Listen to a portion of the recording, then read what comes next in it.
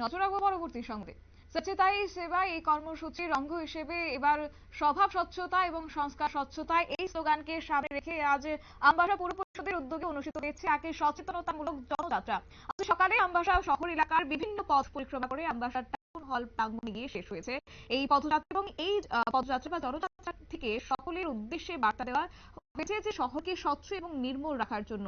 আজকের এই জনযাত্রার পৌর পরিষদের সকল স্তরের কর্মীদের পাশাপাশি উপস্থিত ছিলেন বিভিন্ন বিদ্যালয়ের ছাত্রছাত্রীরা, উপস্থিত ছিলেন ত্রিপুরা পুলিশ, সিআরপিএফ এবং টিএসআর সহ টিএসআর জওয়ানরা, পাশাপাশি আধিকারিকরা উপস্থিত ছিলেন আমবাসা পৌর পরিষদের কাউন্সিলর শঙ্কর চক্রবর্তী, সিইও তথা মহকুমা শাসক সঞ্জিত দেববর্মা, ডেপুটি সিইও সমীরণ রায় সহ অন্যান্য আধিকারিকরা।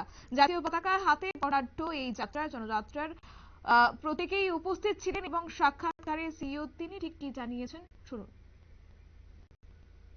আমাদের সচেতন হি সেবা 2024 আমরা 14 তারিখ সেপ্টেম্বরে আমরা করেছিলাম।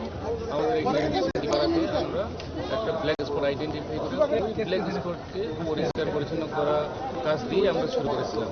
তো তারপর থেকে আমরা এক পের মাকে নাম এবং ঘরে ঘরে অফিসে অফিসে ওয়ার্ডে ওয়ার্ডে পরিষ্কার পরিচ্ছন্ন চলছে এবং আমাদের স্বচ্ছতা হি সেবা, স্বচ্ছ স্ট্রিট ফুড এইসব চলছে এবং খেলাধুলাও চলছে।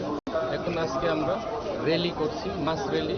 আমাদের সঙ্গে আছেন সিআরপিএফ 140 ব্যাটালিয়ন এবং ডিএসএফ 3rd ব্যাটালিয়নের জওয়ান, আমাদের সাফাই কর্মী, ক্লাব, বাজার কমিটির মেম্বার, আমাদের স্টাফ সবাই মিলে আমরা করছি আজকে র্যালি। এই সম্পর্কে কি বার্তা দিতে চান? আমি এটাই বার্তা দিতে চাই, যেহেতু আমাদের গভর্নমেন্ট অফ ইন্ডিয়া, ওনারাও চাইছেন সারা ভারত পরিষ্কার পরিচ্ছন্ন, ঘরে ঘরে পরিষ্কার পরিচ্ছন্ন, গ্রামে গ্রামে, মহলায় মহলায়, ওয়ার্ডে ওয়ার্ডে যেন পরিষ্কার পরিচ্ছন্ন থাকে এবং গ্রিন অফিস, স্বচ্ছ অফিস যেন থাকে। সো ওই বার্তাটা আমি দিতে চাই। শুধু আমরা নিজেকে ইনভলভ করবো না, সবাইকে ইনভলভ করার জন্যই আমি রিকোয়েস্ট করি এই পরিষ্কার পরিচ্ছন্নের জন্য।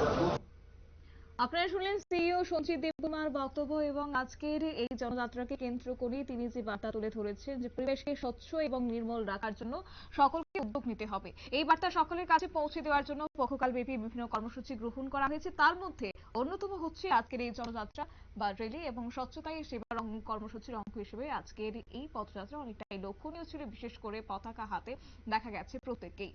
নিয়ে নিচ্ছে ছোট্ট একটি বিজ্ঞাপন বিরতির সঙ্গে থাকুন।